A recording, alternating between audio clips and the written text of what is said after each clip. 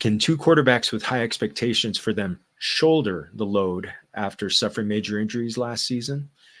Will a pair of players who are among the faces of the NFL have clean health outlooks going into pivotal years for both them and their franchises?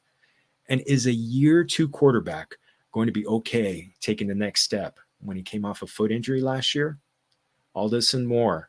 Hey, bienvenidos and welcome to the Injury Prone Podcast. I'm Jorge Martin and my co-host, El Doctor, the head of Pro Athlete PT, Edwin Porras. ¿Cómo estamos, compa? I'm good, man. I'm good. My wife would say that that I'm not the CEO, that I'm just the CFO, and she would say that I also am not in charge of anything. But I am here the most, right? I work at Pro Athlete PT here in Denver. Come see us. Follow us on Twitter, Instagram, Facebook, all the things at Pro Athlete PT. But I'm ready to talk fantasy football, man. I'm ready to hit on some of these injuries. Let's get after it. Yes, and please make sure you're giving us a like and subscribe on YouTube, familia. Make sure to get in there. Get in there. Our numbers are growing, and we're gonna have some great off-season content. Help you ready, help you kind of look ahead to the season as we've been talking about. And compa, we're in May, el mes de mayo. We're past the NFL draft. Less than 3 months away from start of training camps. You know what? One of the things that maybe our community can learn a little bit. You've been in training rooms with professional athletes, kind of rehabbing injuries throughout their respective off season. Can you give us a snapshot of what it's like, for what these players are going through, both not just physically but mentally, when they've had that game that turned into livelihood taken away from them because of these sometimes catastrophic injuries? Yeah, honestly, some guys they are in a dark place afterwards. It's they're going through the motions because you can understandably, they see the long road ahead. You explain to them the procedure, the thought process. They talk to family, they talk to agents, they talk to the organization, they talk to the trainers, the athletic trainers, and the physical therapists, and everybody on the med staff, the docs, and they set out this plan, right? So there's this period where you feel for them, right? Like you load that you sort of take on that empathy for them, and you're like, man, I can understand why this is so heavy for you right now. That lasts some time. For some guys, I've seen some guys where it's like until they're back on the field, they're just not in a good mood. But for a lot of guys, it transitions from, all right, this sucks, this is not fun, but now I'm not gonna feel sorry for myself. We're a month out now from the injury. I had the surgery. It's time to just attack this thing like I've attacked everything else in my life. And honestly, for a lot of guys, it goes one of two ways. They either approach it that way, or they're just, in a shitty mood the rest of the time they're in rehab. And so the guys that tend to view their rehab as an extension of their job, which it is, they tend to do the best. They tend to have the best attitude. They tend to handle adversity a little bit better. You would not expect an elite athlete who is at the top of their game and is expected to be at the top of their game. Those guys tend to keep a pretty good attitude because they're just built different in general. So it is tough. It's a long road for a lot of these guys.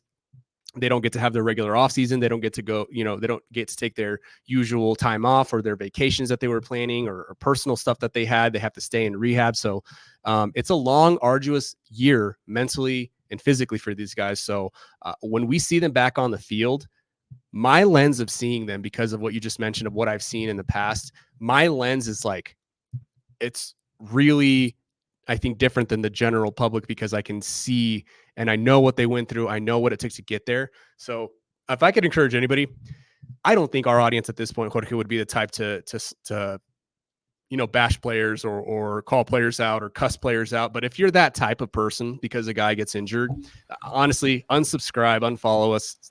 We don't want you in our audience, to be 100% honest. These guys are humans. These guys go through some shit. Just because they're playing a quote unquote game does not mean that it's not their livelihood and their business. So yeah, man, this is you got me on a soapbox that I didn't know I was going to get on, but really we have to respect these guys and these athletes regardless of how much money they make, because remember, as much money as they're making, it's coming out of some billionaire's pocket. That's the person we should really be targeting, because they tend to hide in the shadows. If you have any negativity you want to imply, there's somebody cutting all of those checks, millions of dollars worth of checks. And the guys collecting them are not the people to focus on and target if you have any sort of negativity to say. No, I'm. We're always going to be pro player. I mean, you've been in the trenches. You've helped bring these guys back to the field. I've been and I've seen them go through some of that stuff and kind of, and so, yeah, I'm never gonna bash a player. I mean, I've heard people say he sucks. I'm like, do you know how good you have to be just to be the 26th player on a baseball team, or the 53rd player on the NFL roster? Do you know how good you have to be? No. Never bash the players. So, okay, I'm gonna get off the soapbox with you, compa. So, but yeah, and we've got 5 quarterbacks. This is 2.0 of this. If you haven't listened to or watched the previous episode, please go back and watch 1.0. So we talk about 5 different quarterbacks on this one. So there were so many of them that we had to break it up into 2 episodes. But we're going to start off in Indianapolis. Anthony Richardson is he just was godlike. He was like Cam Newton with an even better arm. And but we talked about it a lot multiple times last season, where we wanted to see him slide more often. Came through with a grade 3 AC joint sprain on October 8th, had surgery. He ended up having to have surgery on the 24th. And at the time, I remember you talking about where it was kind of like, I don't know if the word controversial is right, or the surgery that it was. I mean, it was just questionable, but there's been reports now he's expected to be back at OTAs in May and June. Could be close to 100% strength could he be getting close to 100% strength in that just incredibly howitzer of an arm? Yeah, no, absolutely. And even then, like, let's say he doesn't get 10% of his strength back, right? He still had a freaking cannon on him, right? Like he's an absolute beast. He's a monster. The surgery itself, it wasn't necessarily controversial. You just don't see those type of repairs happen very often. Usually those injuries can heal pretty well on their own. So the fact that it was severe enough for them to undergo the surgery was just notable, right? It was something to note. But I do expect him to get back to where he was before.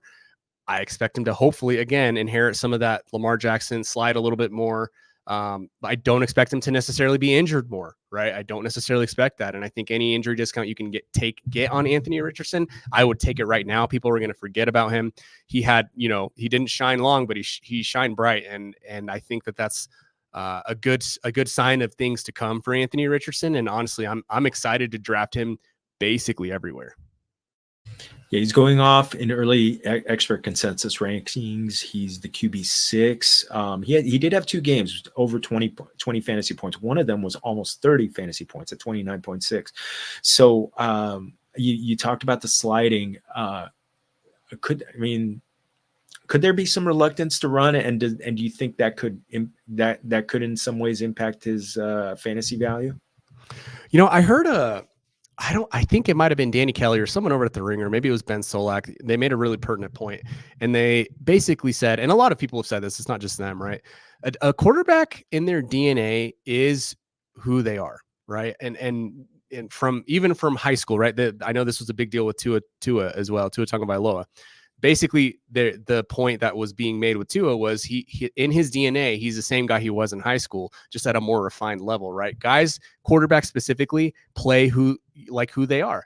And that's what I expect out of Anthony Richardson.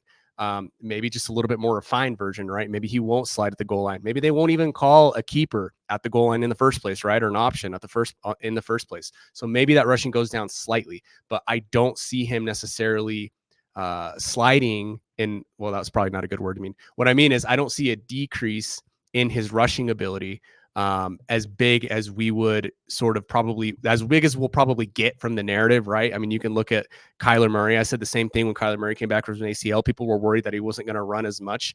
And he ran just fine when he did, right? His numbers were still a little down, but in his DNA, Kyler Murray runs around, he rushes around, he tries to make plays.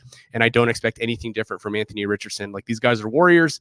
It's in the past. Maybe there's some apprehension, but I don't think there's going to be enough of a decrease or a change for it really to impact fantasy. Yeah, please slide. Please slide. Yeah, maybe we'll.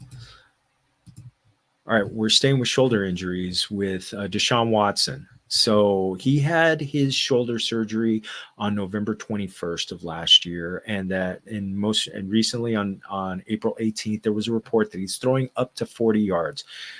He was kind of vague in his, when he met with the media as far as like being ready for the start of the season. Maybe he didn't want to overpromise or something, but so there's kind of like a double-edged sword because number one, we want a recovery, but we want to know about recovery, but also he was not a good quarterback last year. I mean, he did not. I mean, he had his high in passing was 289 yards against a very bad Tennessee pass defense. He's only 29, but let's talk about the injury recovery, and then you and I can maybe talk about how he really has not been great since 2020. I think when you look at this from the lens of the injury in particular, you worry a little bit about the type of injury that Deshaun Watson had. Like, you don't love that he had multiple injuries and bruises, and I think that it's really difficult to project a guy forward, generally speaking, but you don't love that he had this sort of this glenoid fracture, right?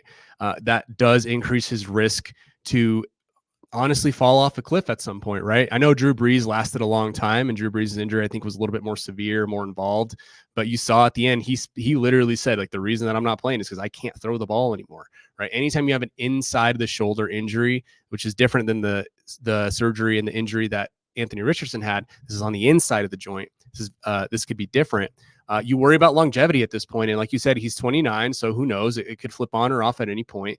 You do worry about longevity and continued persistent pain and tightness in the shoulder. Just depends on how good of his rehab was. He should be ready. All that said, he should be ready by the time the season starts. Sort of like you were saying, I think that if he's bad, it won't be primarily because of the shoulder, but there's enough there for me to just worry. I'd like your take on where you think he is, aside from the injury. The injury isn't necessarily going to be a reason why I stay away from him, but it is a sort of a cherry on top of like, I think I'll just look elsewhere. Yeah, I mean, he missed the entire 2021 season. And so, I mean, we keep talking about him shaking off the rust, but at what point do we just be like, this is who he is? And right now he's going off as the QB 21.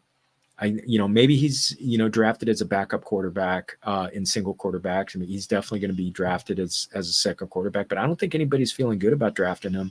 Though they added Jerry Jeudy, who, there's a lot of people who have not great feelings toward Jerry Jeudy's, how he has utilized his great gifts. But still has Amari Cooper there and David Njoku. So, he's gonna have the weapons, but he didn't look great. And then Joe Flacco comes in off the street and in his zip up, and he's throwing for 350 yards and 4 touchdowns like it's nothing. So maybe they just get a little degaff and just start doing that a little bit more with him next year. But I'd like to see that, so that maybe we really find out if it's really not there anymore. So vamos a ver. All right, we're going to go to Joe Burrow right now on this one. So we had that. We touched on his injury in a previous episode, but right now we just recently had a report come out that he's expected to be ready for contact by mid-May. He had his surgery right around Thanksgiving on November 27th on that wrist surgery. So it looked really painful, but I remember you were pretty at the time, you were pretty optimistic that he was going to have a full recovery by 2024. Could he be recovered and really, fingers crossed for our non-YouTube audience, optimistic for, a regular training camp this year? No, yeah, I think he'll be ready by training camp. I don't necessarily have a lot of reasons to be concerned for him in terms of the procedure. You're slightly concerned for him longevity. Again, like these wrists, obviously you're talking to a guy who worked with a lot of baseball players. These wrist, forearm, inside the wrist joint type of injuries, they can be stubborn, they can be finicky, they can last, they can stick around. I think the best case scenario for Joe Burrow is he's just sort of sore in his wrist all the time. He lands on it every now, jams it, is on the injury report a handful of times, but it never really impacts what he does. It's not everything, right? I don't think it's going to be like a career altering issue, but it is something to keep in mind from a longevity standpoint if you're in dynasty leagues. Once you get towards maybe the end of Joe Burrow's career, but it's something not to worry about right now. He'll be ready by the time training camp starts, and I don't necessarily anticipate any complications. But again, I'll knock on wood because those wrist injuries can be kind of finicky. And one thing to keep in mind about if he's full bore when it comes to training camp. Remember, he did not have a normal training camp last year because of the calf injury, so he was really on the sidelines for much of it. He had 4 games of 20-plus fantasy points last year, but 3 of them came after their Week 7 bye. So it feels like he kind of needed that time to kind of get back into it. So I think he's going off as the QB7, so people have not forgotten about him. He's going in front of Dak Prescott, which is kind of interesting. Depending on how the schedule breaks out, I might put Dak ahead of him, but still, I think fantasy community is still waiting for big things from him. And let's hope for once. I mean, since his rookie year, I think that was the last time he had a regular training camp. So compa, another guy who just got beat up last year. We talked about in the previous episode about Trevor Lawrence, Justin Herbert. So he had a fractured middle finger on his non-throwing hand in October 7th. And he played with a splint because obviously, it only bothered him when he took a snap from center. Fractured his right index finger on his throwing hand on December 10th, which ruled him out for the remainder of the season. He had surgery on 12/12. Okay, people talk about in coming back from broken digits all the time, but him holding with it being on his throwing hand, is the recovery more delicate, or is there going to be any concern for him going into the 2024 season, especially considering the fact that he's only going to be handing off because they don't have any they just keep drafting offensive linemen and signing running backs? Yeah, I think that with Justin Herbert in general, he's had some really bad luck. He really hasn't been the most lucky guy in general with his injuries. I'm not necessarily concerned about him in any specific way. It depends on how you want to look at things with Justin Herbert, right? Like, I always look at those grades, the NFLPA grades. The Chargers medical staff, the training staff, they got a C+. I don't know what that's all about, but they were bottom 10. And sometimes that means absolutely nothing at all. Sometimes that means, the staff really isn't that good, right? They were 1, 2, 3, 4, 5, 6. They were bottom 6. So that's something that you really worry about, something that you're concerned about. Yeah. Not great. So you kind of wonder about that. You're curious, but it's not the end of the world. So anyway, the thing about Justin Herbert in his finger, I would hope, and this is the reason I'm bringing it up, the medical staff looked at him. They understood the functional limitations as physical therapists, athletic trainers, that not having the mobility in your finger could have on you. They worked on that as much as it could. Again, it's just the tip of the finger. It's not everything, but it does let you add some zip on the ball. I think he'll probably work through that through the offseason. He'll have his feel back by the time that's all said and done. So I'm not necessarily too concerned with Justin Herbert. That's good. Well, I mean, again, he's a beautiful player, and we definitely want to see him. I mean, really just be 100% when it comes to the season. But also, I'm still kind of smarting from the fact that I wanted to see them get Malik Neighbors or Roma Dunze, but in the first round. But we'll see. Vamos a ver what the new crew coming in. Okay, compa, the last player we're talking about is Will Levis. Kind of started partway through his rookie season, suffered a right ankle sprain on December 17th. And then he had a right foot injury where he was stepped on New Year's Eve. Week 17, he was DNP week 18. At the Super Bowl, he said he was close to healthy. This is a team that has added Calvin Ridley and DeAndre Hopkins. Any long-term issues that could be affecting him next year? No long-term issues necessarily. It's just one of those things that you that you watch, because Ryan Tannehill actually had the exact same issue, right? He had that severe high ankle sprain in 2023, I want to say, and then, or 2022, sorry. And then in 2023, he had a recurrence of it. It was the exact same injury, right? So you do watch out for recurrence rates. That's why I talk about recurrence rates so frequently. But other than that, from a limitation standpoint, I don't necessarily see that limiting Will Levis in general. He just had an increased risk for another injury because he had an injury before. Now we just got to hope that he's good. I guess that's the only thing that we got to really hope they're for. lining him up. They're basically lining it up, and they're literally saying to him, okay, show us. I'll be interested to see what happens.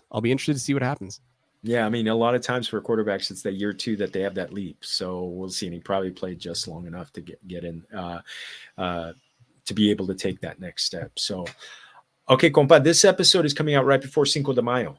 As sons of Mexican immigrants, we both know that Cinco de Mayo is not Mexican Independence Day. But how much do you still see that people ask you if it's Mexican Independence Day and treat it like St. Patrick's Day for the Mexican community? I think the thing about Cinco de Mayo is it's not so much that people even ask, and that's the problem, I think, right? I think it's just, and again, I don't want to get too much on a soapbox, but it is a bit of a microaggression when you come up to a Mexican and you assume they're going to celebrate Cinco de Mayo. That's not something that we necessarily do. In fact, in Mexico, it's hardly acknowledged unless you're in the specific city where it originated. And if you need to know, it originated because this was a famous battle, the Battle of Puebla, that was a turning point in the war, the Revolutionary War for Mexico. But it is not the Mexican Independence Day. Listen. I don't care if you have margaritas. I don't care if you eat tacos. I just don't want to hear about it. Don't wear the hats. Don't wear the mustaches. Like, I don't like to say things like it's offensive, but you just look ignorant. I'll be honest with you. It's an ignorant thing to do. It's an ignorant thing to partake in. You have no idea what you're doing or what you're saying, generally speaking. But listen, here's the problem, compadre. If somebody ever offers me to have margaritas, I have a really hard time saying no. And so I also take that opportunity to put them on some good tequila. That is not Jose Cuervo. That is not Cacamigos. That is not 1800. It's not any of those, right? If you want my full tequila list, slide into my DMs. I will send it to you. I promise. But you need to stop drinking these nasty tequilas that are commercially made. And they just basically shit on the entire tradition of tequila making, and they don't care. I don't care what The Rock has to say. I don't care what Kylie Jenner has to say. Like I don't care, right? George Clooney, I don't care what those people have to say. I want to have good tequila made from families in Mexico who still follow the same customs and traditions as when tequila was born. So that is my stance. That's your cultura class. That was like more of a true class that I gave. Now I'm going to step down from the soapbox. Oh, big time. And just so everybody remembers, that if anybody doesn't know, Mexican Independence Day is 16 de septiembre, September 16th. So that one we'll definitely put the hats on for. So, but yes, again, no, but then there's every reason to drink tequila any day. So yeah, if you want to buy us a shot of tequila on Cinco de Mayo, September 16th or June 12th. Let's do it. Vámonos. So, and compa, vámonos right now. Oh, first off, I just want to tell a quick Cinco de Mayo story. Russell Martin, the future all-star catcher back in 2006, he got called up on Cinco de Mayo 2006 for his major league debut. I had gotten to know him a little bit at spring training a couple months before. I was insanely happy for him when he got called up. And he is from Montreal, French Canada.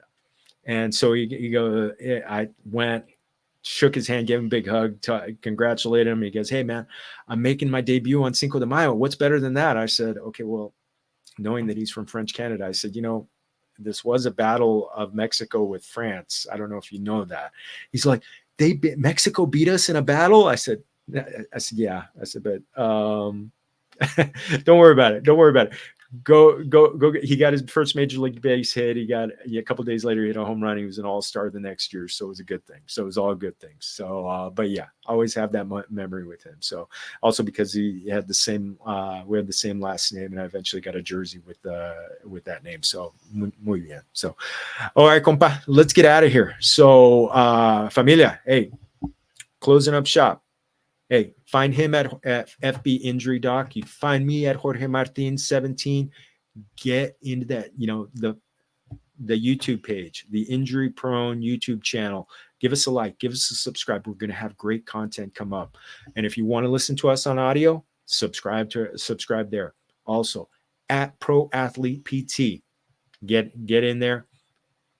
Follow it on all the socials. You'll be right there. So, compa, any last words?